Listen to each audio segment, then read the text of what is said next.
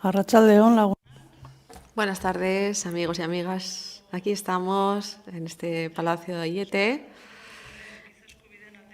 en un foro muy concreto organizado por Escura Centro A, la segunda Feria de Recursos Pedagógicos en Derechos Humanos. Esta es la tercera sesión que celebramos. Algunos de vosotros habéis visto las anteriores, otros no. Cuentan con el apoyo de la Comisión Nacional Española de Cooperación con la UNESCO y como he dicho, la organizadora es Escura, una entidad que se creó en el año 2018 de la colaboración entre el Ayuntamiento de San Sebastián, la Diputación Foral de Guipúzcoa y el Gobierno vasco. Y su objeto es fomentar una comunidad informada en las que se conozcan los derechos y seamos capaces de promover su ejercicio.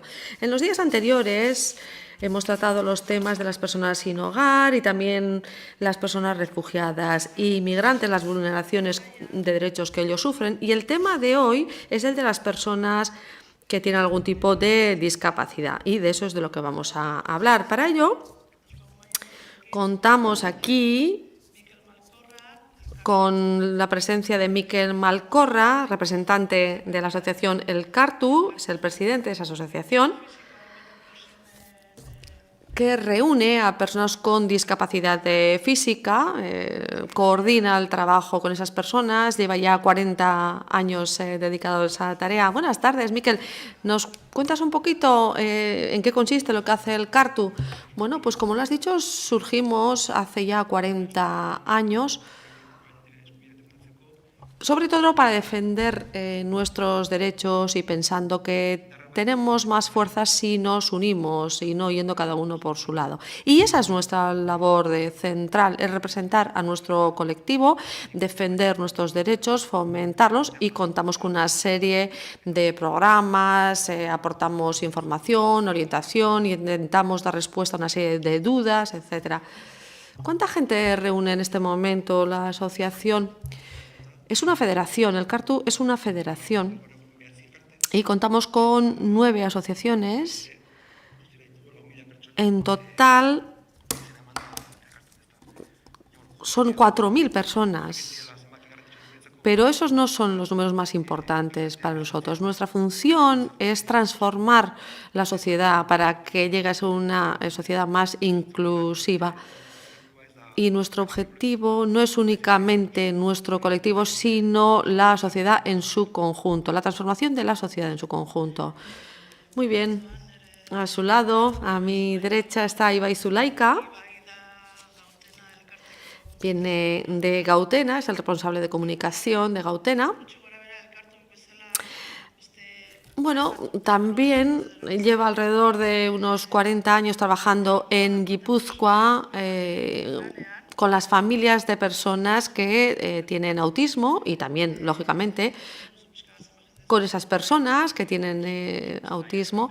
Bueno, también nosotros llevamos 42 años trabajando de la mano de unas pocas familias, precisamente para responder a las necesidades de sus hijos e hijas.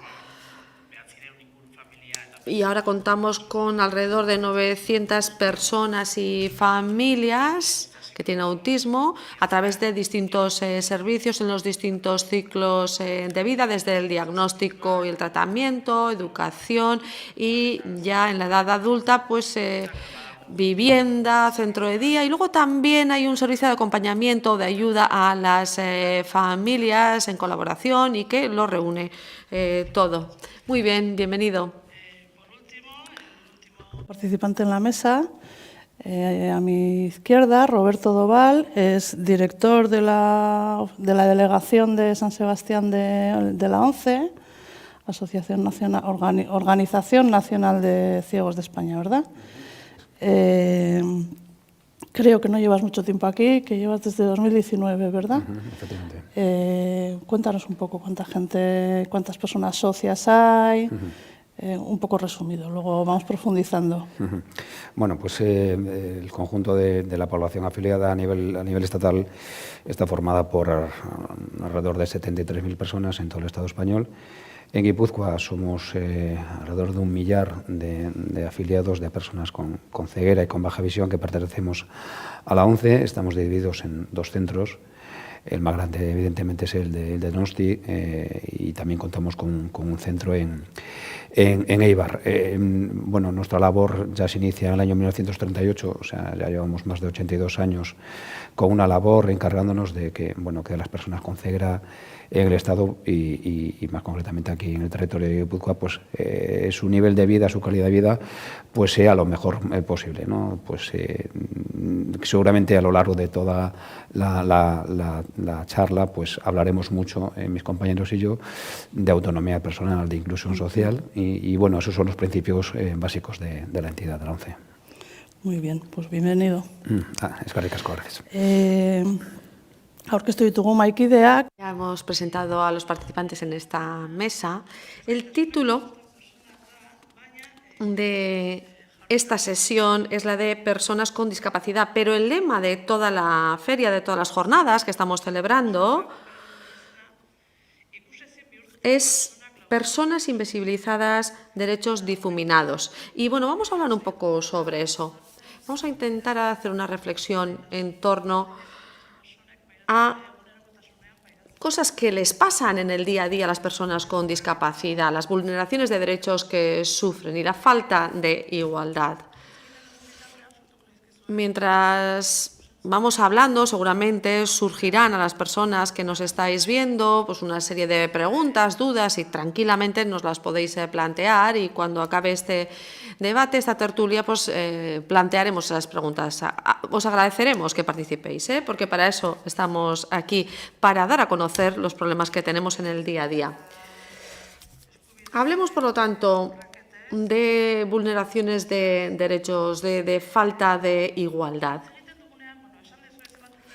Bueno, ya habéis dicho los años que lleváis, el tiempo que lleváis trabajando, o sea que viene a ser un total de 160 años atendiendo a personas con algún tipo de discapacidad, pero está claro y es evidente que sigue faltando mucho para alcanzar nuestros objetivos, ¿verdad? ¿Cuáles son esos objetivos? Empezando por Miquel, por ejemplo, ¿no? Cuando decimos que no se cumplen los derechos, que no se garantizan los derechos, que hay diferencias, ¿de qué estamos hablando? ¿Cómo sufre una persona con discapacidad esa falta de igualdad? Cuando hablamos de igualdad, queremos decir que no buscamos privilegios, queremos ser como el resto de los ciudadanos en educación, en empleo, en transporte, en vivienda, en todos los ámbitos. Buscamos la igualdad, no queremos ningún tipo de privilegio. Una cosa es la diversidad, es decir, todos somos diferentes, pero otra cosa es la diferencia y eso sí supone una vulneración de derechos. Por lo tanto, está claro que llevamos muchos años trabajando, se ha avanzado mucho, eso también es cierto, y ya tenemos reconocidos muchos derechos, pero otra cuestión es si después se llevan a la práctica, si se cumplen esos derechos. Lógicamente, como digo, sí hemos mejorado, pero se siguen vulnerando muchos derechos y ahí tenemos un referente que es la Convención de la ONU, donde se reivindican muchos derechos, pero si lo repasamos uno a uno, está claro que se vulneran a diario, porque todos los días hay personas que no pueden entrar a un comercio, a un bar o a un medio de transporte, o que no pueden trabajar, o que no se les garantiza la educación inclusiva, o que tienen que vivir en una residencia porque no hay viviendas que cumplan las necesidades o las características necesarias para utilizarlas. Nosotros somos ciudadanos y ciudadanas y, por lo tanto, inciden en nosotros todos los ámbitos como el resto, los que he mencionado, la vivienda, la educación, el transporte, etcétera. Y, por lo tanto, en todos esos ámbitos se pueden vulnerar derechos. Hablando de vulneración de derechos, estamos hablando de la imposibilidad de vivir una vida plena y normal, ¿no? Ibai, una pregunta para ti.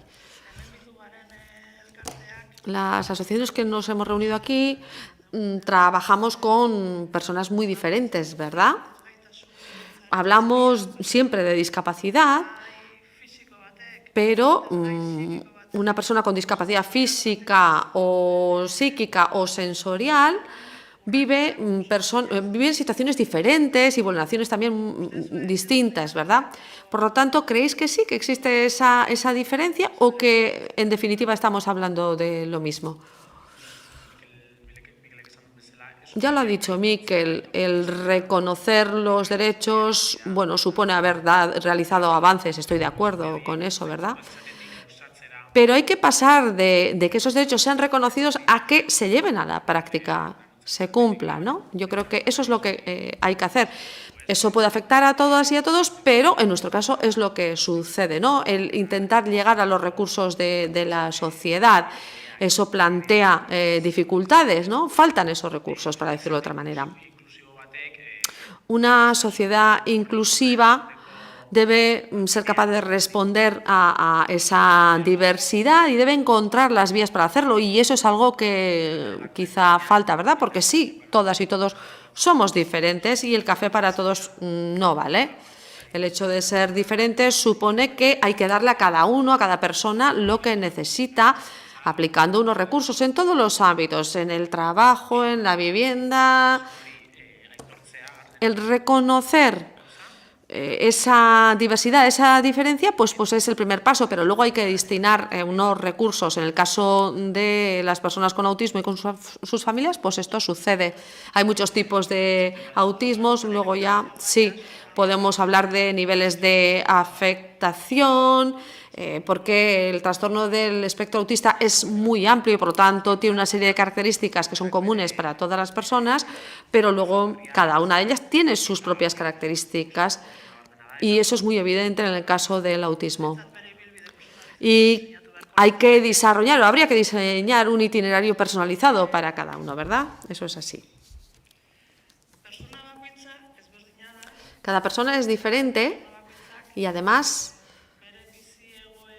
cada una tiene una percepción diferente de su vida, en realidad, de su día a día.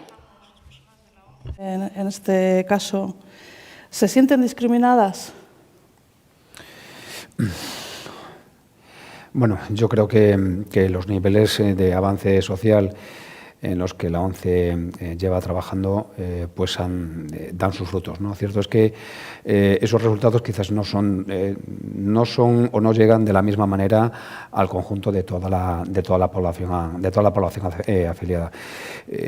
Yo diría que bueno que el nivel de inclusión social que sentimos las personas con ceguera, con baja visión en nuestra sociedad, pues quiero pensar que es alto. Para eso luchamos. Somos personas que todos los días salimos a la calle a compartir el día a día con el resto de nuestros vecinos, con el resto de nuestros familiares y amigos, pues desempeñando puestos de trabajo diferentes, yendo a llevar a nuestros hijos al colegio o ocupando cualquier pupitre en una universidad o en un colegio, ¿no? La verdad que no diría que nos sentimos muy discriminados, pero lo cierto es que bueno, la lucha es constante, ¿no? Porque cierto es que uno de nuestros gran problemas es el acceso a la información escrita. Cierto es que hay algo que nos iguala con el resto de mis compañeros, ¿no? Que no todas las discapacidades son iguales. Y dentro de la discapacidad visual pues nos encontramos pues diferentes patologías que nos hacen interactuar de manera distinta con nuestro entorno. No es lo mismo una persona con ceguera total que sea usuaria de bastón y que para hacer un recorrido pues tiene que servirse, tiene que apoyarse en este elemento de movilidad, que una persona con un resto visual, con baja visión, que va a apoyarse en ese resto visual y pues de alguna manera pues acudiendo a las diferentes referencias visuales que podemos tener en el entorno. Pero bueno, yo en este sentido pues quiero pensar que no nos sentimos en ese sentido discriminados. Muy bien. Miquel, Miquel, he leído una entrevista, me estoy informando, ¿verdad? Y he leído que hace poco hablabas en un medio de comunicación y decías algo así como que las actuales políticas de empleo suelen estar muy protegidas y que no se plantea una forma de implantación autónoma, es decir, y muy entre comillas, puestos de trabajo que no se realicen en una situación muy especial, es decir, no se plantea que puedan trabajar como lo hace cualquier otra persona. Bueno, esta pregunta debería valer para los tres, ¿verdad? Esos procesos de acceso al empleo, ¿existen procesos válidos? No sé, yo creo que cada uno desde vuestro punto de vista podéis responder. Es un poco, en este caso igual, diferente a lo que pueda pasar en Gauten, a lo que pueda pasar en el Cartu. ¿Cómo es la realidad a la hora de, si nos enfocamos en la problemática de la inserción laboral, nolakoa da errealitate? ¿Cómo es esa realidad? Si comparamos el ámbito laboral con el educativo, la evolución ha sido muy diferente. Echando la vista atrás, antes acudíamos a centros especializados. Afortunadamente, en la década de los 80 hubo una transición conceptual y se trabajó en la integración para que nuestro colectivo pudiera acudir a centros educativos ordinarios, normales, ¿no? Genéricos, y aportando una serie de recursos. Ahí hay que dar un paso importante, hay que pasar de la integración a la inclusión, porque creemos que esa transición aún no se ha dado. Una gran parte de nuestro colectivo está trabajado en empleo protegido y eso es segregación, ¿no? Porque se está creando algo especial para personas especiales y entonces no se le está integrando en la sociedad. Nosotros lo que buscamos es la normalización, queremos estudiar y queremos trabajar en los mismos espacios en los que lo hacen otros ciudadanos y ciudadanas y ahí es donde hay que destinar los recursos y no crear espacios especiales, porque no es en eso en lo que consiste la inclusión. ¿Qué es la inclusión? Pues el participar en la sociedad, en el ámbito político, económico, en ámbitos de ocio, de educación, etcétera, pero siempre en términos de igualdad. Y si lo que hacemos es crear espacios especiales para personas especiales, eso no es inclusión, eso es segregación. Está claro que es más complicado el aportar esos recursos especiales para conseguir la inclusión, pero eso es lo que nos falta, ¿eh? Tenemos que dar ese paso.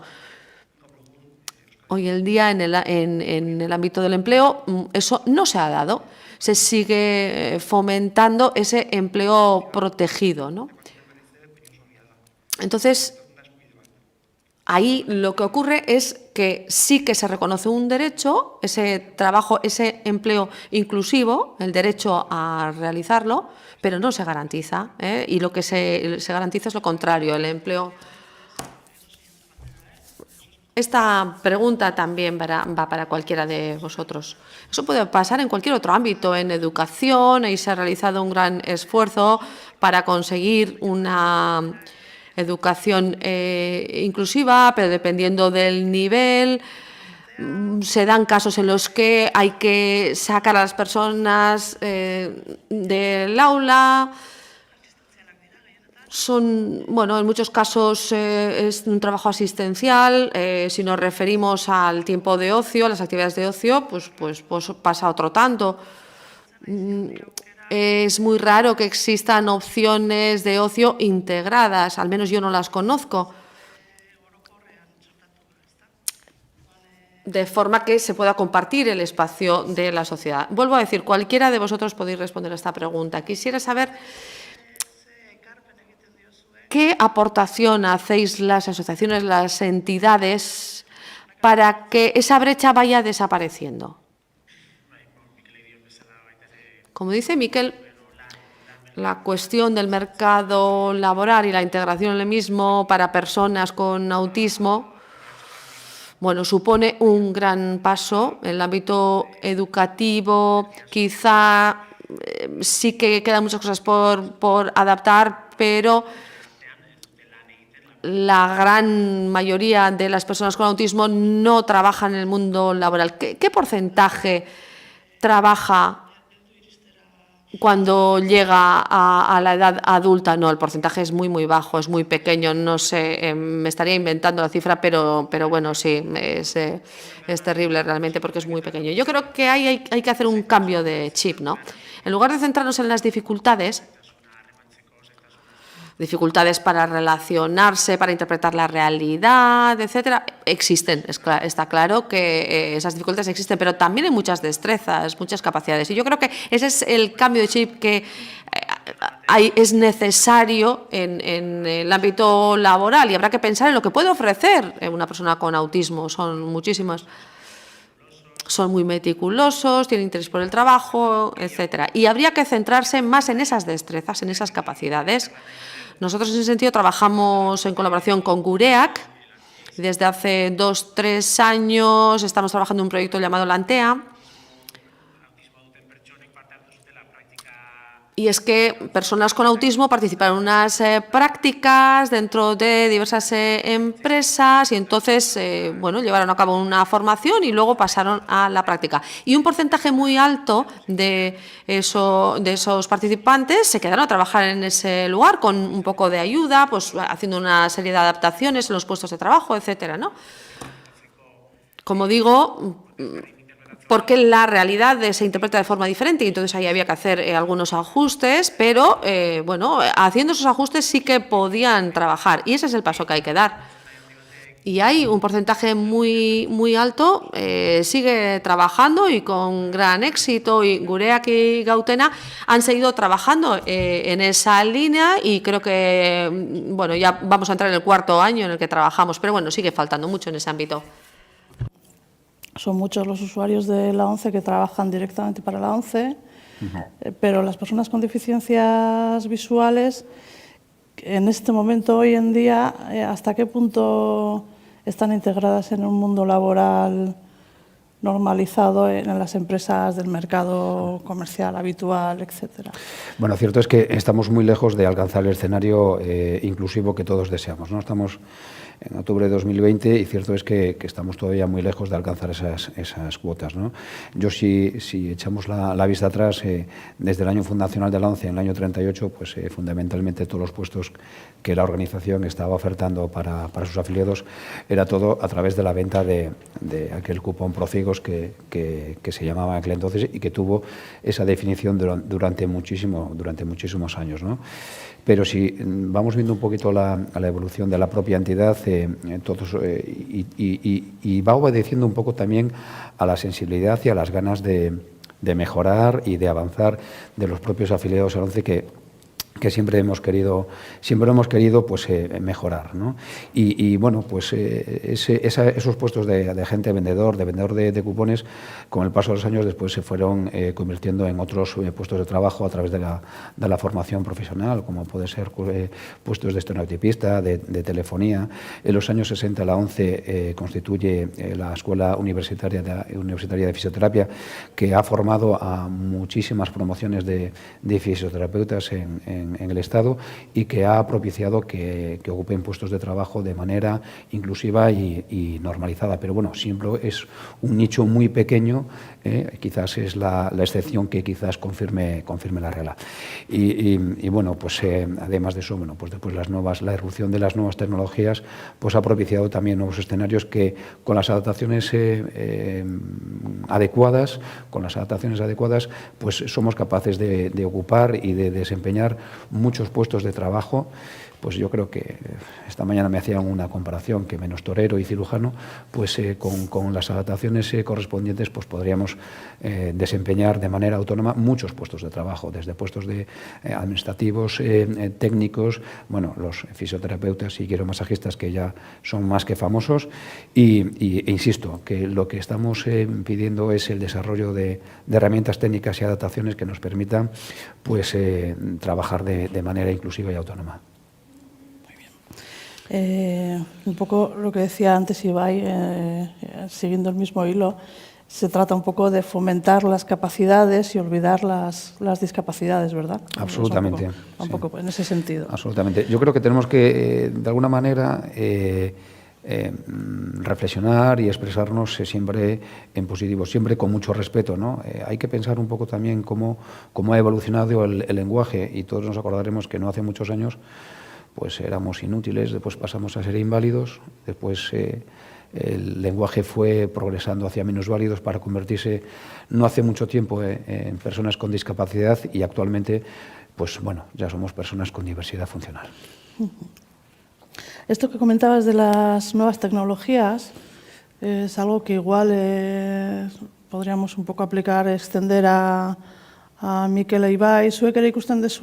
Sí, vosotros también veis que la llegada de las nuevas tecnologías ofrece nuevas oportunidades, nuevas capacidades para otras personas con discapacidad. Sin duda.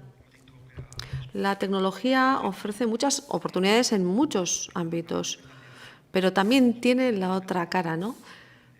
El otro lado, porque pueden surgir también obstáculos, porque la velocidad a la que se mueve la tecnología pues no permite que todo el mundo se haga con ella, ¿no? Por ejemplo, lo hemos visto en esta crisis, la tecnología ha adquirido mucha fuerza y hay personas de nuestro colectivo que no han podido utilizarla. Por lo tanto, hay que apostar por la tecnología, pero también hay que dar oportunidades a todas las personas para que se acerquen a ellas, ¿no? Sí, claro, cada uno tendrá que adaptarlas a su ritmo, ¿no? Por lo tanto, existe ahí un riesgo también, ¿verdad?, en las nuevas tecnologías. Bueno, esta es mi opinión personal, pero a mí me parece que sí que puede tener ese riesgo, el de incrementar la sensación de soledad, porque la accesibilidad puede ser mayor, tienes muchas cosas a mano, te permite hacer muchas cosas, pero puedes hacerlo desde casa, ¿no? Y si antes no salías mucho, pues ahora vas a salir todavía menos. Y yo creo que ese riesgo existe, ¿verdad? En los casos de personas con autismo también lo veo como ventaja, pero es cierto lo que has dicho también, pero eso se puede aplicar a toda la sociedad, ¿no? No únicamente a las personas con discapacidad o con diversidad funcional. Porque, bueno, cogemos la tablet o el móvil y, bueno, entramos en nuestro mundo, pero sí que hay una ventaja para las personas con autismo, por ejemplo, por la importancia, la fuerza que tienen las imágenes, los pictogramas, y claro, ellos tienen dificultades para interpretar la comunicación escrita y oral, y en cambio, gracias a las aplicaciones de móvil y de tablet, etcétera, bueno, pues se facilita la comunicación, es una alternativa que resulta útil para algunos, porque como has dicho, bueno, el espectro autista, bueno, es muy amplio, ¿no? Y a algunos les puede servir, a otros no. Pero yo sí que lo veo como algo que puede resultar positivo.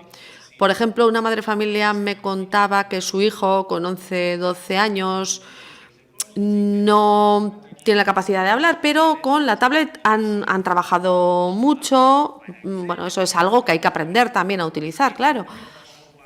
Y conectándose a un software, al teléfono, etcétera, pues le pudo mandar un WhatsApp a su abuela, ¿no? Bueno, pues eso es algo que todos los demás pueden hacer también, ¿no? Y eso puede ser un elemento de inclusividad y también algo que puede fomentar la autonomía, la autoestima, porque puede comunicarse.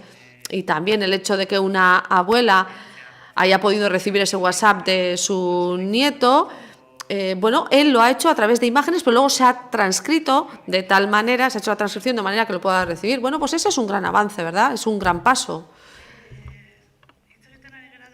Bueno, estamos hablando, hemos profundizado sobre el tema, por ejemplo, del empleo, quizá no tanto sobre la vivienda, bueno, hemos tocado también el tema de la educación, pero yo creo que está quedando claro que por lo que respecta a todos los ámbitos de la vida, del día a día, se hace un tratamiento determinado. Antes hemos hecho referencia a la Convención de la ONU, de la Declaración de los Derechos Humanos, la legislación, que bueno, protege en cierta medida a las personas con diversidad funcional, pero cuando llevamos eso a la calle, lo que vemos es que lo que hay son programas asistenciales.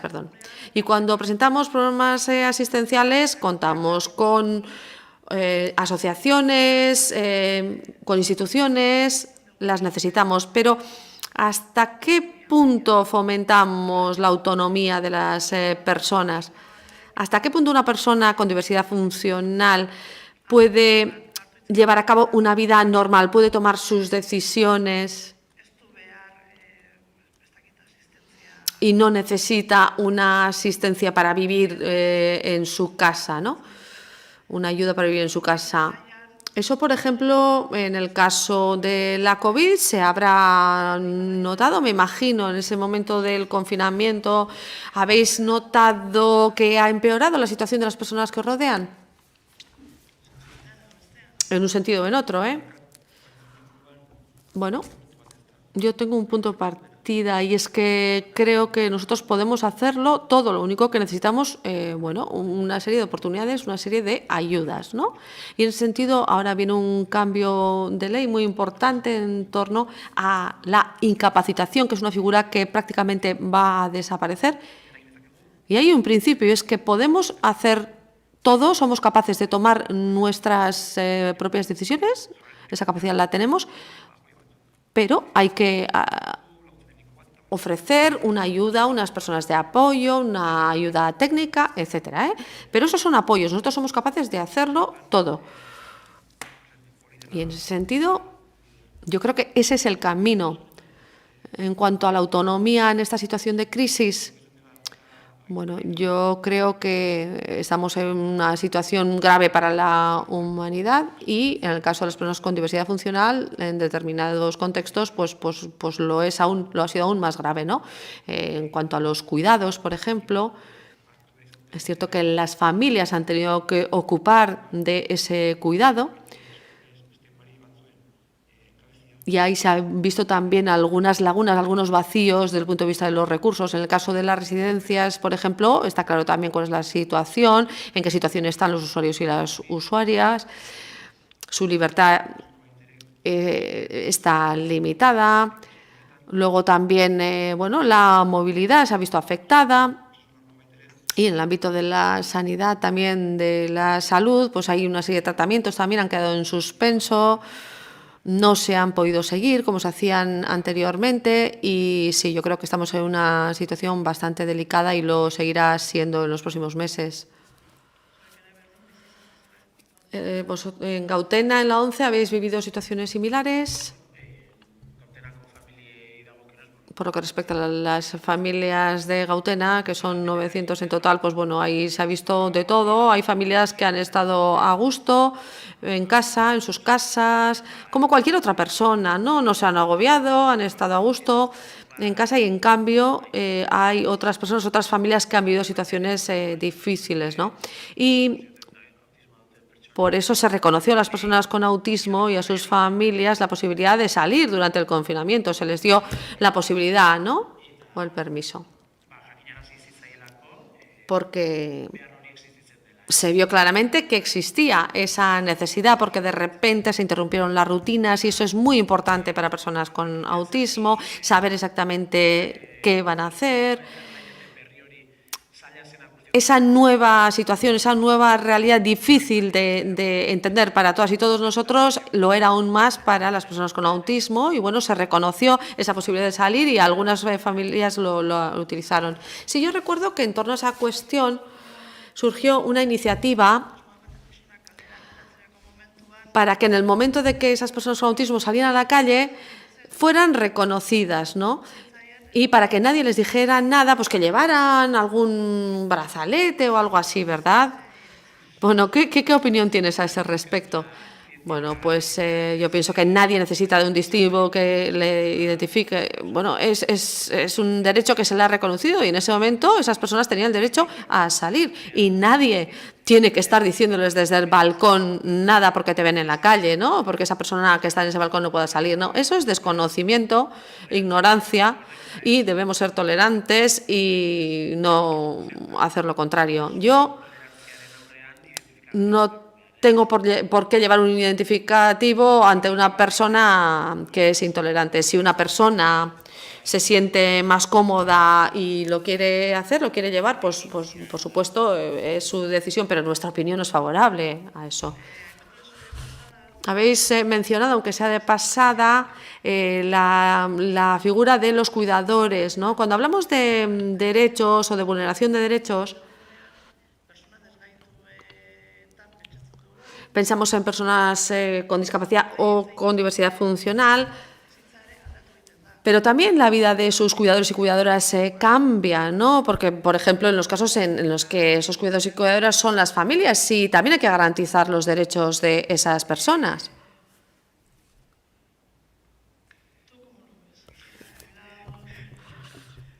Retrotrayendo un poquito a lo que estábamos hablando con anterioridad, en la respuesta del COVID-19, evidentemente la respuesta dentro de un colectivo de más de 73.000 personas pues es heterogénea.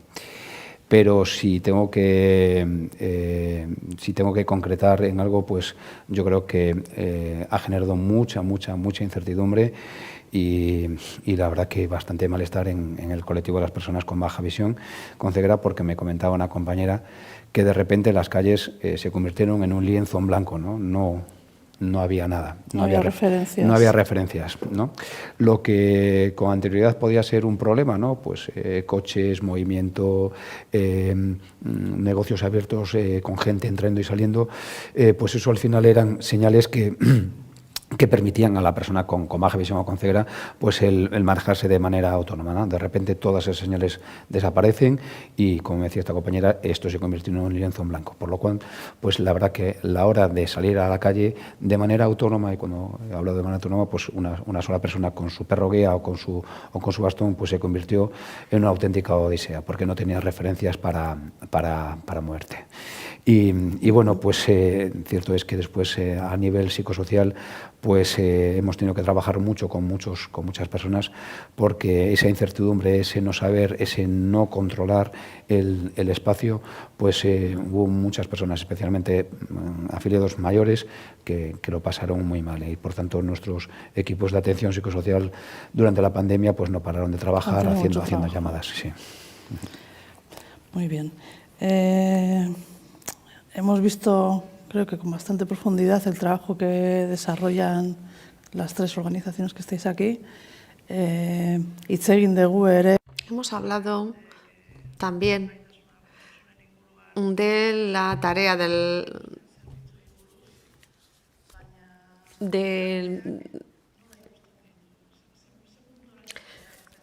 las autoridades, digamos, de las administraciones, lo que les corresponde hacer con las personas con diversidad funcional, pero la sociedad en general, ¿cómo percibe a estas personas? Hablamos de personas invisibilizadas. ¿Estamos hablando de eso? Sí, cualquiera de los tres podéis responder, eso es. Bueno, yo creo que también desde el punto de vista de la sociedad ha habido avances en las últimas décadas. Antes lo ha dicho Roberto. Bueno, para empezar, la terminología que se utilizaba en su día. Bueno, pues eso es señal de algo, ¿verdad? Indicio de algo. Por lo tanto, creo que hay un mayor grado de normalización, pero sigue habiendo niveles de paternalismo.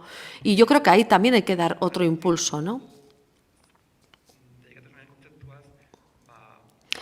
Cuando hablamos de la diversidad funcional, tendremos que comparar lo que pasaba antes, ¿no? Porque era como un término médico, ¿no? Había un problema físico, había que cuidarlo y a partir de ahí había que curarlo y después integrarse en la sociedad. Pero eso ha cambiado. Hoy en día estamos hablando de un concepto social. Existen factores físicos, funcionales, hay limitaciones funcionales, pero sobre todo lo que hay son factores sociales. Es decir, cuál es la visión de la sociedad, si existe o no discriminación, si la sociedad es accesible de alguna manera, si existe esa accesibilidad. Y entonces, si queremos conseguir esa normalización integral, es muy importante cómo nos percibe la sociedad. Y que la sociedad no vea como normales lo que no es. Es decir, el trabajar en espacios específicos o que no vean como normal tener que vivir en lugares especiales. Entonces, la sociedad tiene que hacer una reflexión y una crítica también. Porque, como he dicho antes, creemos que debemos vivir en los lugares donde viven los demás y de la manera en la que viven los demás. Eskura Centro A trabaja una serie de recursos en el ámbito educativo, la sensibilización, etcétera. ¿Hasta qué punto pueden tener su efecto en la transformación de la sociedad, en la transformación de esa conciencia? ¿Afecta, no afecta? ¿Ayudan las herramientas didácticas a la integración? Que la sociedad vea a las personas con discapacidad, las personas diversas funcionales, que habría que ver quién es más diversa, si nosotras o el resto de la sociedad, porque todo el mundo un poco, ¿no? ¿Hasta qué punto es necesario y es útil utilizar herramientas de sensibilización, de las que luego hablaremos en más profundidad? Bueno, brevemente, yo creo que más que estar mal vistos, lo que pasa es que son personas invisibilizadas, y eso viene del desconocimiento sobre lo que es, en mi caso, el autismo. Yo creo que viene de ahí, ¿no? Y por eso es fundamental el hacer este tipo de sesiones de sensibilización para dar a conocer quiénes somos, ¿no? Lo que hacemos, el hecho de que estamos aquí, somos parte de la sociedad. Y una vez que se ve nuestra presencia en la sociedad, hay que cambiar o cambiarán un poco las actitudes, ¿no? Hay que visibilizar y luego conseguir que cambien las actitudes, y para eso la comunicación, la sensibilización, ese tipo de trabajo es muy útil, por supuesto, y muy necesario. En el caso del autismo, lo decimos muchas veces, físicamente no se reconoce a una persona autista, no se le nota que tenga autismo, es igual que cualquier otra persona, y de ahí surgen a menudo muchos problemas, ¿no?, que nos han solido contar las familias. Ante ese desconocimiento, si vemos a un niño o una niña con una rabieta tirado en el suelo, por lo que sea, ¿no?, pues quizá porque tiene unas dificultades, etcétera, pues han tenido que oír comentarios o han visto miradas de reproche o lo que sea. Y bueno, y eso responde al desconocimiento, ¿no? Es un poco lo que ocurría con ese distintivo azul, ¿no? Para que tú actúes de una forma u otra, ¿no? Tienes que actuar, toleranciarekin eta. Tienes que actuar desde la tolerancia y el respeto, como el resto de las personas. Cuando hablamos de ser invisibles, no es tanto ser invisibles porque los ojos no capten nuestra presencia, sino porque la gente no está dispuesta o no tiene la sensibilidad o los conocimientos y la información suficiente para saber qué es lo que hay detrás de un aspecto físico, de una silla de ruedas o de un bastón, ¿no? Yo, mientras estaba escuchando a mis compañeros, pues iba de alguna manera sintiendo todo lo que estaban comentando, ¿no? O sea, refrendar lo que decía a mí, que yo nunca viviría una casa especial para mí, viviría una casa pues hecha para personas, no para personas con discapacidad visual. Y lo cierto es que muchas veces nos encontramos con gran desconocimiento por parte de la sociedad en general a la hora de abordar o de acercarse a la diversidad funcional, ¿no? Hay miedo, hay desconocimiento, y muchas veces en el mejor de los casos pues se puede convertir en un patrón paternalismo pues muy malo, ¿no? Cuando no, después sí que puede haber a lo mejor ciertas acciones de discriminación. Pero bueno, el papel de las entidades y las asociaciones es seguir trabajando, difundiendo nuestra labor, hablando constantemente de que, bueno, de que somos personas que todos los días nos levantamos para ir a trabajar y que contribuimos además a las arcas del Estado, en este caso de las diputaciones, con nuestro esfuerzo y con nuestro trabajo, con nuestra generosidad, y lo único que queremos es que recoger ese trabajo pues en forma de normalización. Yo nunca he sido un héroe ni pretendo serlo. Simplemente quiero ser una persona como cualquier otro ciudadano, pasar desapercibido y tener las mismas oportunidades de vida que pueden tener otras personas. Somos personas con las mismas necesidades y los mismos derechos en todos los ámbitos de la vida, ¿verdad? Sí, es que de hecho, además que tenemos las mismas obligaciones, entonces es de verdad que es muy curioso porque a mí me exigen las mismas obligaciones que una persona sin discapacidad, pero en algunas ocasiones, pues no sé, pues me niegan el derecho o por lo menos la manera accesible de subirme a un autobús o a un medio de transporte. Eso es. Muy bien, muchas gracias. No sé si hay preguntas, Pello. Bueno, pues un comentario y una pregunta, ¿no? Nerea nos comentaba que le parecía, bueno, euskera esaten du. Lo dice en euskera, le parece imprescindible que existan herramientas y recursos que faciliten la comunicación y que estén disponibles para todas y todos. Y por otra parte, en cuanto a ese paño azul, ¿no? Que nos identifique, ese es un modelo de pensamiento de la sociedad, ¿no? De Íñigo, que nos pregunta que cuando hablamos de discapacidad parece que siempre aludimos a otros, ¿no? A los demás.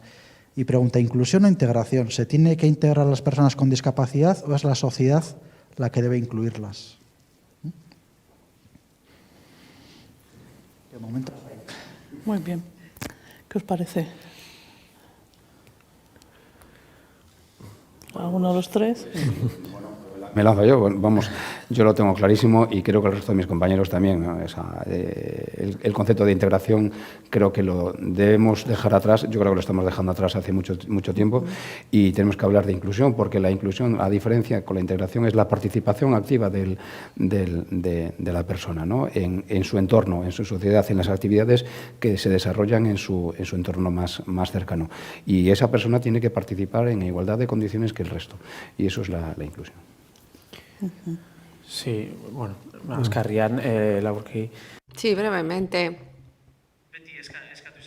Siempre se le ha pedido en mi ámbito a la persona con autismo que se adapte a la forma de hablar y comunicarse de los demás, ¿no? De otras personas, a la forma de ver la realidad de los demás, ¿no? Todas esas cosas. Entonces la pregunta es, ¿por qué no hacer los demás ese esfuerzo? ¿Por qué siempre el esfuerzo debe de venir de un lugar? Bueno, eso eso cansa, ¿no? Y es estresante. Y a eso se une a actitudes que no son adecuadas. Totalmente de acuerdo. El concepto de la integración es algo que debemos dejar de lado, debemos trabajar por la inclusión y el esfuerzo no se le debe pedir a la persona, sino que es la sociedad la que debe ofrecer las oportunidades, las posibilidades para que las personas sean iguales, ¿no? En ese sentido, son las características de la sociedad, son la sociedad la que debe proponer las condiciones. ¿Y cómo podemos fomentar la concienciación, el conocimiento, el que todo eso aumente en la sociedad? Para fomentar que la gente se acerque y pierda un poco el miedo a acercarse a las personas con diversidad. Bueno, yo, por lo menos desde mi perspectiva y mi conocimiento y mi experiencia, lo cierto es que prácticamente todos los años estamos generando acciones Nosotros, entre otras cosas, pues todos los años, desde hace más de 25, pues estamos haciendo la carrera de cascabeles, donde invitamos a los políticos, a las personas que nos administran, ¿no? Y a los vecinos, a nuestros amigos que no tienen discapacidad visual, que por un momento se pongan un antifaz, que corran con nosotros, con un testigo, con una cuerda, y que de alguna manera pues empaticen con nosotros, ¿no? Que se pongan en nuestra piel, en nuestros zapatos. Y bueno, pues lo cierto es que como ya llevamos más de 25 años haciéndola, pues no sé si esto me indica que lo estamos haciendo muy bien o muy mal, si estamos llegando a la sociedad o no, o si nos quedan otros 25 años para hacer otras carreras, pero nos queda muchísimo por delante. Ojalá sean solo 25 años. Ojalá. ¿Verdad? Bueno, vamos a pasar ahora un poco al hilo de lo que estamos comentando, de qué recursos se pueden utilizar para conseguir que la sociedad se conciencie y participe más de nuestra vida diaria. Vamos a pasar a presentar diferentes recursos que manejan las asociaciones y para ello le vamos a dar paso a Erika Martínez, Aurrera. Kaixo. Adelante, Erika. Hola, buenas tardes. Bienvenida, muchas gracias.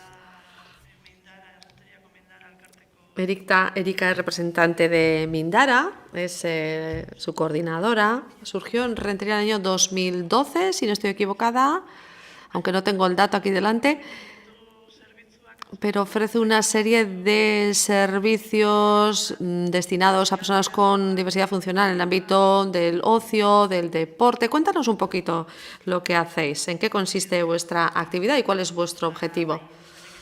Bueno, como ha dicho Aintzane, Mikel Izaguirre creó en 2012 la asociación. Mikel Izaguirre es nuestro presidente honorario. Entonces arrancaron con 2 programas, Pelota Vasca Adaptada y Actividad Múltiple para Jóvenes, y hoy desarrollamos 11 programas en la comarca de Oarsoaldea. Por lo tanto, hemos trabajado bastante en estos últimos 8 años y para ello ha sido fundamental el colaborar con otras entidades y con instituciones con las que hemos trabajado hasta ahora y con las que trabajaremos en el futuro también, porque a menudo compartimos personas usuarias y experiencias, o porque trabajamos en las mismas áreas, y también porque orientamos nuestros objetivos y nuestros valores en la misma línea. En nuestro caso trabajamos en Guipúzcoa con los ayuntamientos de Oarsoaldea, con patronatos de deportes y con las escuelas de Oarsoaldea también, y también con ONG sociales de la zona.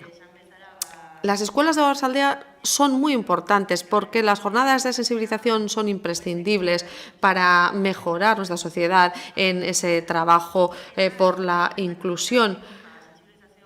Y ese es el trabajo que hacemos con escuelas y con los equipos deportivos. Hacemos un trabajo teórico, les explicamos qué es la discapacidad, qué tipos de deporte adaptado hay, qué es Mindara, y luego todo eso lo llevamos a la práctica para poder empatizar, porque es muy fácil hablar de cosas en el plano teórico, pero no es tan fácil el sentarnos en una silla de ruedas, o si nos colocamos un antifaz, y si hacemos distinto tipo de juegos. Y finalmente lo que hacemos es una reflexión, que es muy importante para nosotros, porque en las escuelas, las chavalas, los chavales, los jóvenes, se toman lo que hacemos como juegos, y eso está muy bien, pero nosotros queremos dar un paso más, queremos animarlos a reflexionar, porque está muy guay, ¿no? Utilizar una silla de ruedas para 2 minutos para hacer un juego, pero luego en nuestro día a día, si queremos hacer deporte o queremos hacer cosas de ocio, o si queremos subir a nuestro barrio, por ejemplo, y si queremos subir unas escaleras, ¿cómo actuaríamos? ¿Cómo nos sentiríamos en esos casos, ¿no? Y bueno, ese es nuestro objetivo, que se pueda llevar a cabo esa reflexión por parte de los niños y las niñas y de los jóvenes. Nosotros siempre les mandamos una especie de deberes, ¿no? Y les decimos, pensad en el caso de Rentería, por ejemplo. Si salís del centro en una silla de ruedas y queréis llegar a Beraún, por ejemplo, al polideportivo de Beraún, ¿cómo haríamos esa ruta, ese itinerario, ¿no? Si lleváramos una silla de ruedas, ¿no? Bueno, pues eso es algo sobre lo que tienen que reflexionar en casa, compartiendo con su familia, etcétera. Y al hilo de todo esto vamos a ver un vídeo en el cual se ve el trabajo que hemos hecho con Decathlon por primera parte, ¿no? Una jornada de sensibilización que desarrollamos con ellos. Fue una experiencia muy bonita, porque era la primera vez que hacíamos ese trabajo con trabajadores y trabajadoras y no con alumnos y alumnas, ¿no? Y esperemos que haya más oportunidades como esta en el futuro. Os voy a mostrar este vídeo de alrededor de 2 minutos y luego lo comentamos.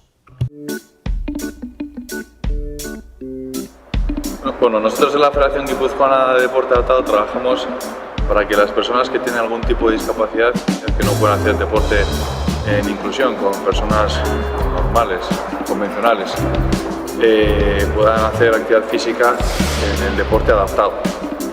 Ahora mismo tenemos discapacidad intelectual, parálisis cerebral, discapacidad física, trastorno mental, discapacidad auditiva, bueno, diferentes discapacidades que intentamos que cada uno que le gusta el deporte pues pueda hacer su deporte.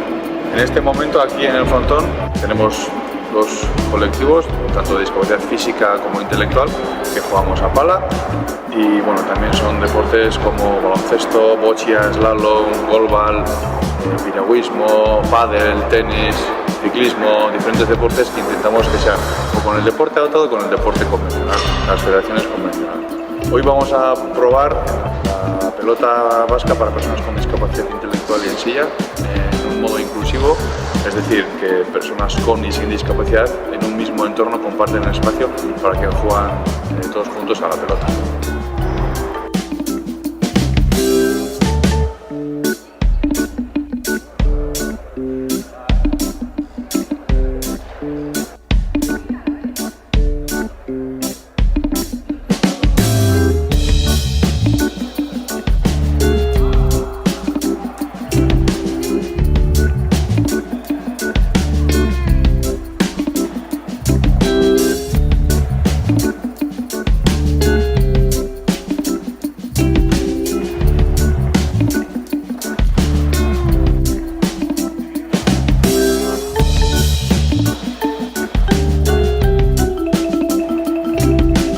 Concretamente en la pelota vasca tenemos pala para personas con discapacidad intelectual, que están diferentes clubes, que están Zarautz, Ramoncho de Irún, Berdin-Berdiña de Orio y Mindara, en este caso que somos nosotros, de Rentería.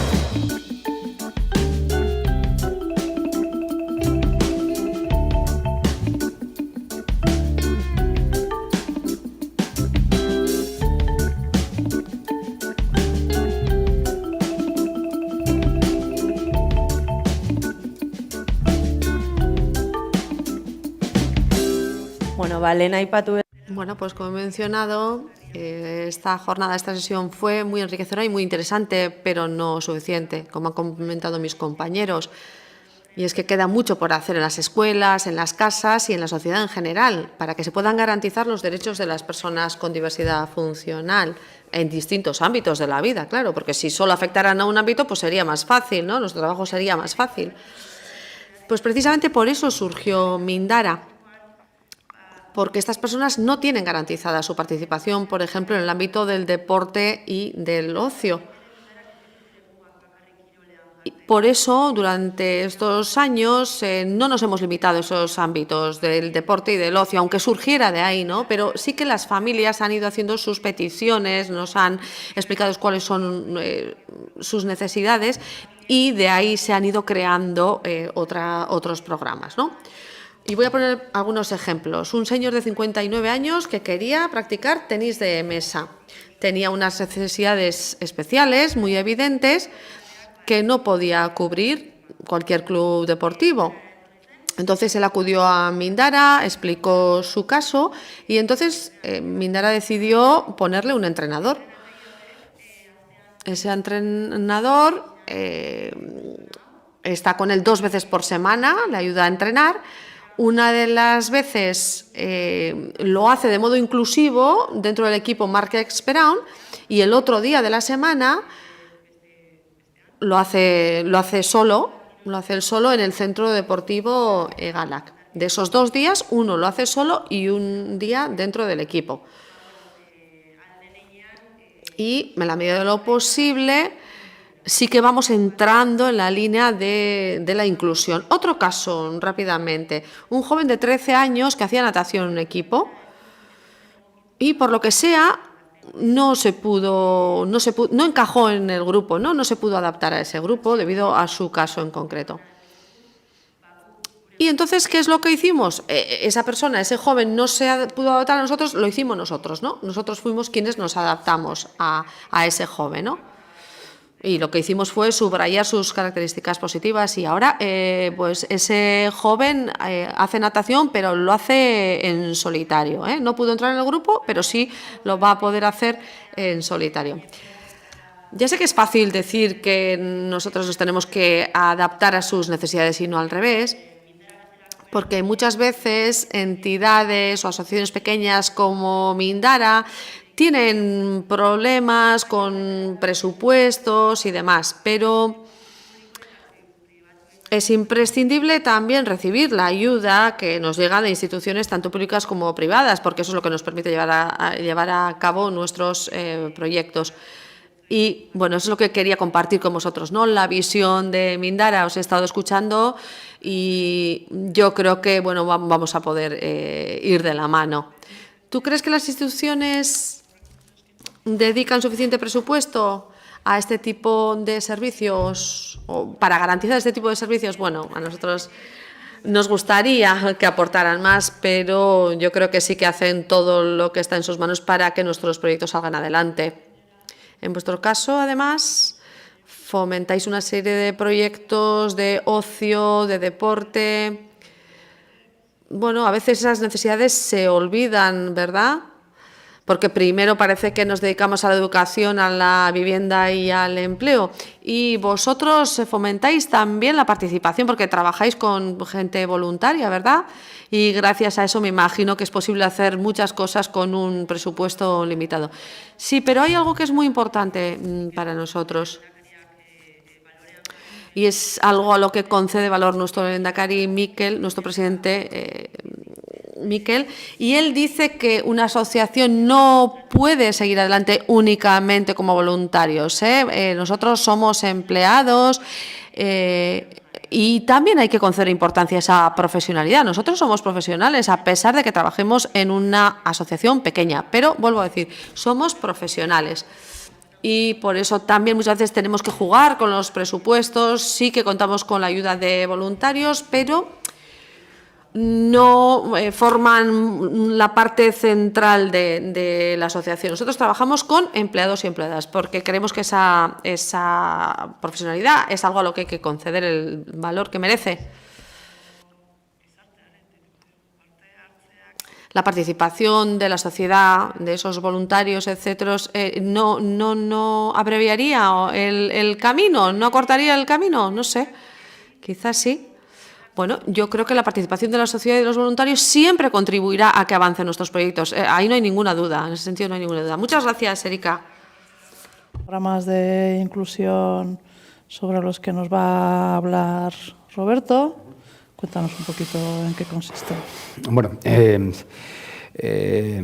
analizada un poquito pues, la invitación de la jornada, la ONCE, como os decía desde el principio, bueno, pues su principal labor, así lo estipula ya el artículo primero de los estatutos, ¿no? Que dice que la ONCE es una entidad pública de carácter social, de base asociativa, y que sus principios y sus fines son la autonomía personal y la inclusión social de sus afiliados. Bueno, esos son principios irrenunciables para nosotros y para conseguirlos lo que hacemos es desarrollar diversos programas de servicios sociales que contribuyan a alcanzar esos fines, ¿no?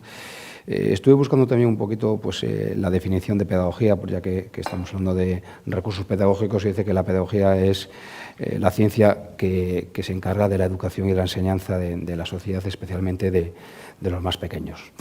Cierto es que para nosotros los recursos todos son pedagógicos porque contribuyen de manera directa pues, a mejorar la vida de las personas con baja visión, con ceguera, en cualquiera de los estadios, ¿no? Me da igual que sea una ceguera adquirida o una ceguera congénita.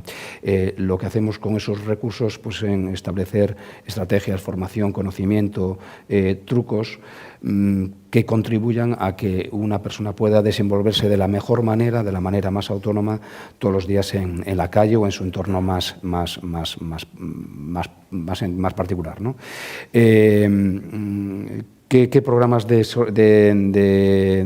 servicios sociales prestamos? Pues los más importantes son la educación, el empleo, la orientación y la movilidad, la atención al bienestar social, la atención psicosocial, la tiflotecnología y el braille, y todo lo que es la gestión del tiempo de ocio, el tiempo libre, y por supuesto también todo lo que las cuestiones de acceso a la cultura y el deporte.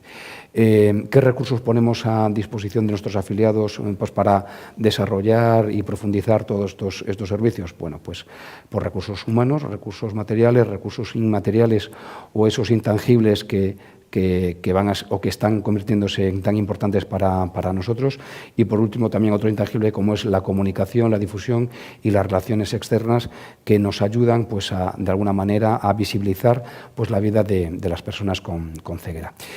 Por tanto, los recursos humanos con los que contamos, pues la ONCE cuenta con equipos multidisciplinares que son los encargados de diseñar y aplicar pues, distintos programas que van encaminados específicamente a cada afiliado, ¿no? No todos los afiliados tenemos casuísticas o necesidades iguales. Hay que pensar que no es lo mismo pues, un afiliado que tiene 80 años y acaba de afiliarse que a lo mejor una persona que lleva en nuestra entidad pues, 20 años, tiene 45, ha desarrollado una etapa educativa fuera de la ONCE y que en este momento pues, a lo mejor se encuentra pues, desarrollando un puesto de agente vendedor. Pues las intervenciones van a ser completamente distintos. Entonces, bueno, ese equipo multidisciplinar está compuesto fundamentalmente de maestros. Cierto es que la realidad de la educación de los niños ciegos en Euskadi es completamente distinta al resto del Estado, ya que la responsabilidad, la última responsabilidad de la educación de los niños con ceguera es del Gobierno vasco, ¿no? Entonces, bueno, pues para eso el Gobierno vasco cuenta con 3 CRIs, 3 centros de recursos para invidentes en cada uno de los 3 territorios. Los CRIs cuentan con maestros itinerantes que lo que hacen es acudir al centro ordinario donde ese niño o ese joven que se encuentra en una etapa educativa obligatoria pues está desarrollando sus cursos. ¿Qué es lo que va a hacer? Fundamentalmente adaptar el currículum. Nunca va a intervenir de manera directa, o sea, es decir, lo que no va a hacer es enseñar inglés, ni matemáticas, ni euskera a ese niño, pero sí lo que va a hacer es propiciar todas las adaptaciones para que ese niño, ese joven, pueda pues, de alguna manera desenvolverse al mismo ritmo que el resto de sus compañeros. Contamos también con técnicos de empleo, que son los encargados de dinamizar todo lo que es el empleo, tanto interna como externamente en la ONCE. Los instructores tiflotécnicos son una pieza fundamental dentro de lo que es todo lo que es la adquisición de formación y de herramientas para que una persona pueda manejar de manera autónoma todos los dispositivos y todos los cacharros técnicos y tecnológicos que ahora mismo tenemos de manera autónoma y con un fin que es además que la brecha digital no sea grande. Es importantísimo para nosotros que esa brecha no sea grande porque una persona con baja visión que sea usuario de nuevas tecnologías va a ser, sin duda alguna, una persona con menos discapacidad. Son también, estos técnicos son los encargados de alfabetizar a las personas ciegas a través del código de lectoescritura Braille. Es el único código que en este momento permanece vigente después de 200 años. Es la única manera de que una persona pueda acceder a la alfabetización y los instructores tiflotécnicos son los encargados de dar toda esta formación. Contamos también con trabajadores sociales, que son esos profesionales que se encargan de dar a conocer y gestionar todos los recursos públicos y privados que están en nuestro entorno y ponerlos a disposición de nuestros afiliados. La atención psicosocial que prestan los psicólogos y las psicólogas de la ONCE es fundamental también en las primeras etapas de afiliación ya que pues, los momentos de duelo y la gestión de las emociones son tremendamente importantes, no solamente para los afiliados, sino también para su entorno familiar, que en muchas ocasiones pues, sufren más que el propio ciego. La orientación y la movilidad que os comentaba al principio, pues la gestionan los técnicos de rehabilitación.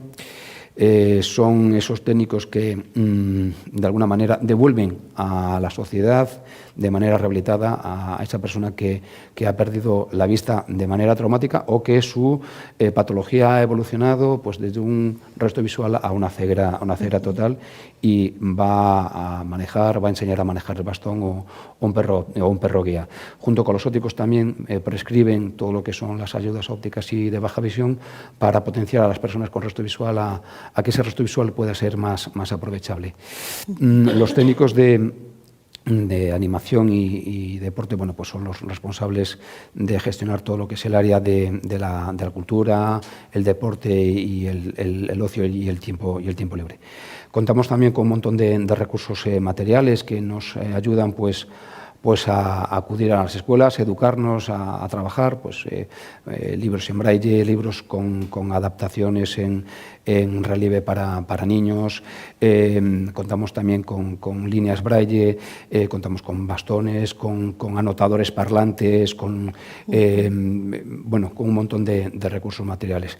Y lo que os comentaba antes de los recursos inmateriales o esos intangibles que ahora son tan importantes, son todas aquellas adaptaciones para nuestros dispositivos electrónicos, ¿no? Revisores de pantalla, tanto magnificadores de pantalla como el ZoomText o revisor de pantalla para un ordenador como es el JAWS. Para los móviles, especialmente en productos Apple, el VoiceOver. En otros dispositivos Android cuentan con su propia tecnología de accesibilidad. Contamos también con un entorno importantísimo para nosotros, como es el Club 11, donde los afiliados pueden acceder para descargarse un montón de contenidos, entre ellos el acceso a la biblioteca digital, donde contamos con más de 60.000 obras pues de diferentes índole. Y por último, pues ya todo lo que es la cuestión de comunicación y de relación externa, pues como os comentaba antes, la carrera de cascabeles, que es muy importante estar constantemente teniendo contacto con la sociedad y con los administradores que tenemos en la actualidad, para decirles constantemente cuál es la problemática que nos encontramos todos los días las personas ciegas al salir a la calle, pues desde un coche mal aparcado en un paso de cebra a que a lo mejor no funciona bien el semáforo acústico de tal calle. El concurso escolar 11 también es una apuesta que tenemos desde hace casi 40 años para construir una sociedad mejor, donde todos los años pues, convocamos a todos los educandos del Estado que cuelguen sus trabajos cada año con un lema. Y por último también lo que son las visitas escolares, que es una cuestión que desarrollamos en Donosti, donde facilitamos visitas y donde explicamos toda la labor de servicios sociales a niños y jóvenes de diferentes etapas educativas. Muy bien. Son muchas cosas. Muchas gracias. Ibai, tú nos...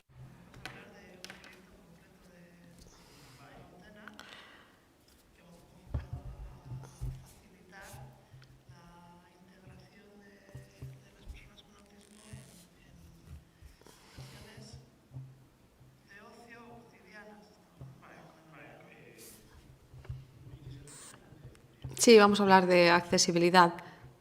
Sí, tenemos un PowerPoint. Ahí está. Sí, vamos a hablar de municipios, de pueblos y ciudades inclusivas, ¿no? Bueno, y esto pasa por garantizar la accesibilidad. En ese sentido, vamos a mencionar dos iniciativas que se han llevado a cabo en Guipúzcoa durante este último año. Bueno, algo conocido para todas y todos es la accesibilidad universal, que se nos reconoce a todos, ¿no? Que es la condición que deben cumplir los entornos, los procesos, los bienes y los productos y servicios, también los objetos, las herramientas y los dispositivos, para que las personas puedan entenderlos y utilizarlos en condiciones de seguridad y comodidad, de la forma más autónoma y natural posible. La accesibilidad universal la conforman 3 tipos de accesibilidad. Una, la accesibilidad física.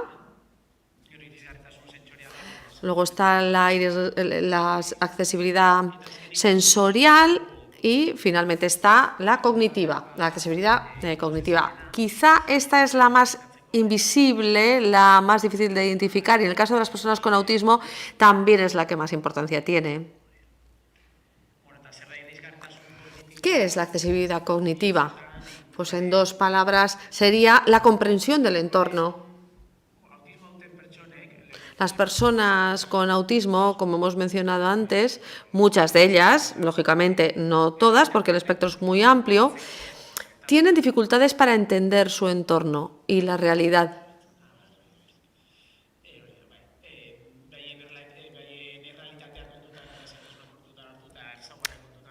Entonces, teniendo en cuenta sus características y sus dificultades, se debe adaptar el diseño de los entornos a sus destrezas, a sus necesidades, ¿no?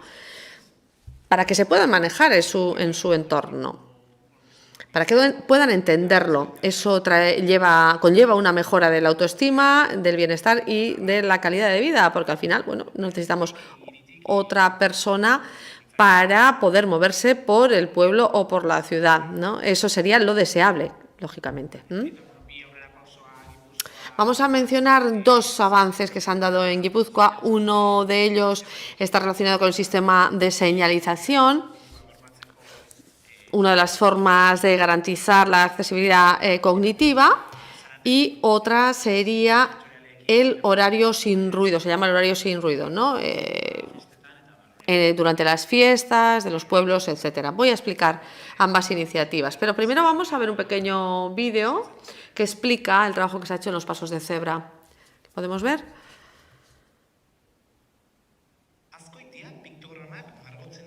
Azkoitia ha empezado a dibujar pictogramas en los pasos de cebra. Es un sistema que utilizan las personas del espectro autismo. A esas personas no les ayudan esas bandas blancas para cruzar la carretera porque no entienden el mensaje y gracias a los pictogramas sí que lo consiguen. Cuando los canales de comunicación oral y escrita no son efectivos, se utilizan las imágenes para entender el entorno. Esta explicación a través de pictogramas es muy importante, por ejemplo, en el caso del autismo. ¿Por qué? Porque las señales de la realidad no las identifican exactamente igual que nosotros.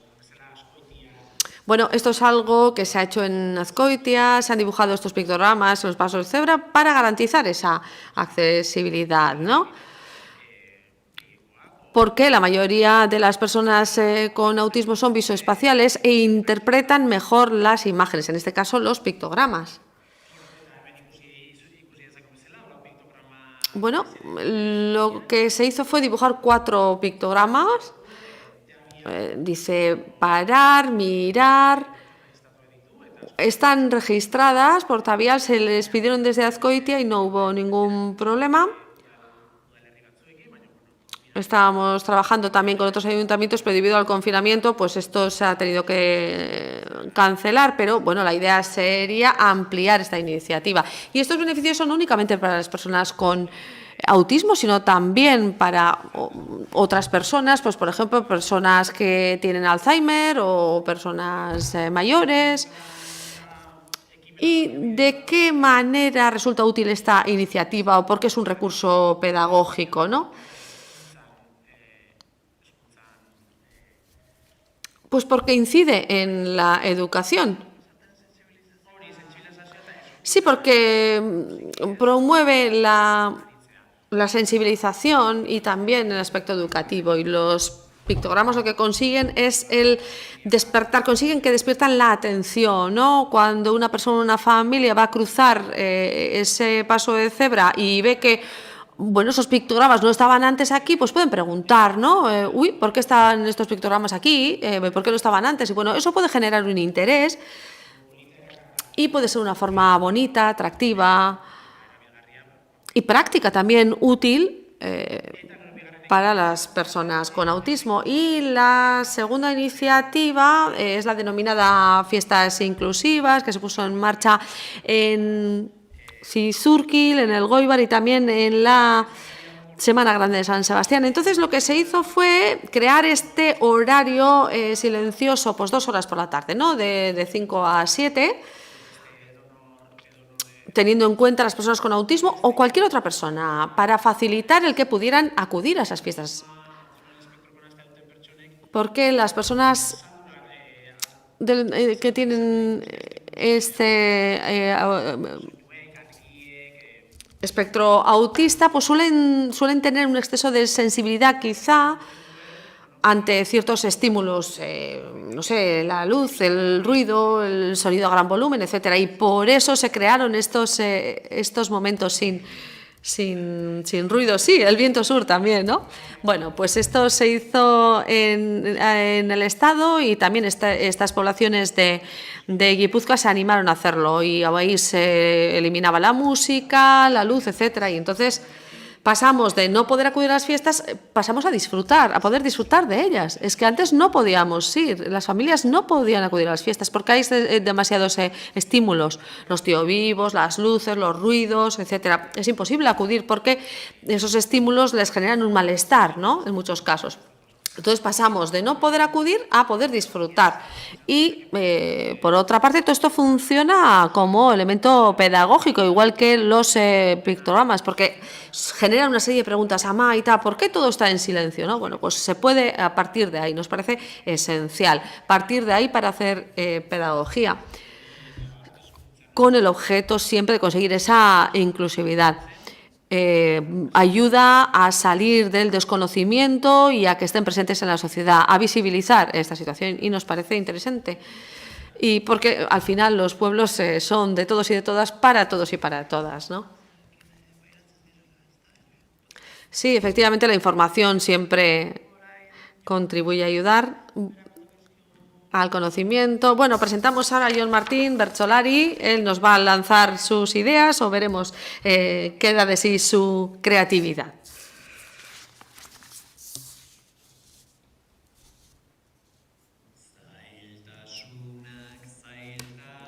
Más allá de las dificultades, sean mayores o menores, graves o leves,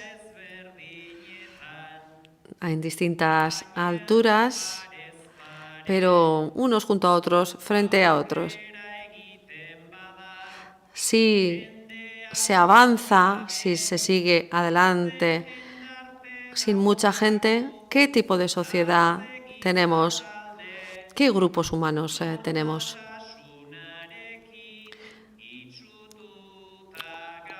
¿Estamos ciegos ante la normalidad o que estamos cegados por la normalidad, por ese deseo de normalidad?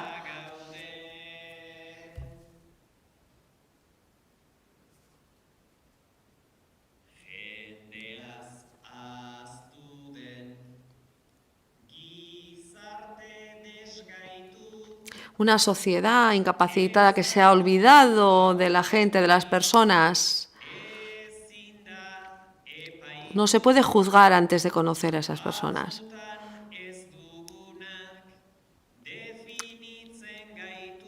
A veces nos define aquello que no tenemos y eso no puede seguir sucediendo. Porque eso también oculta lo que somos. Eso, en definitiva, también oculta aquello que somos.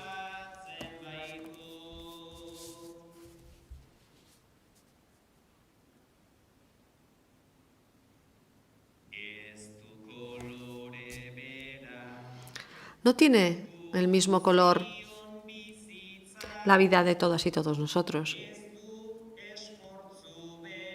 No tiene el mismo esfuerzo. La acción no exige siempre el mismo esfuerzo. Desde el punto de vista social, hay personas que tienen capacidades menores o diversas, pero no debemos tomarlos como diferentes, porque en definitiva Todas y todos tenemos capacidades diversas y variadas. Todas y todos tenemos capacidades diversas.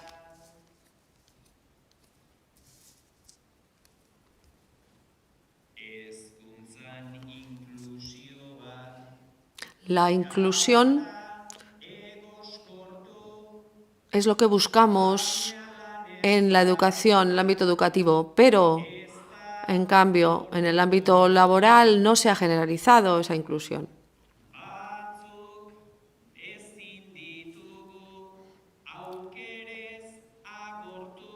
Algunos no podemos dejar sin oportunidades.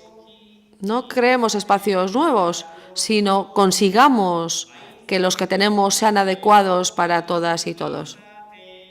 No espacios nuevos, sino adecuados para todas y todos.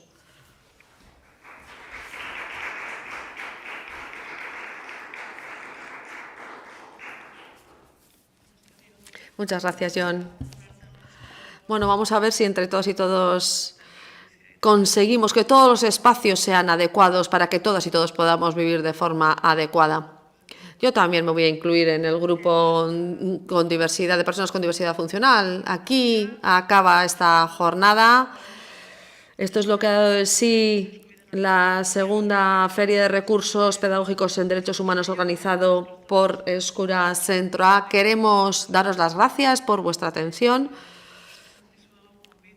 y os invitamos a la próxima feria, a la tercera Feria de Derechos Pedagógicos, y esperamos también que esa tercera sea una feria presencial.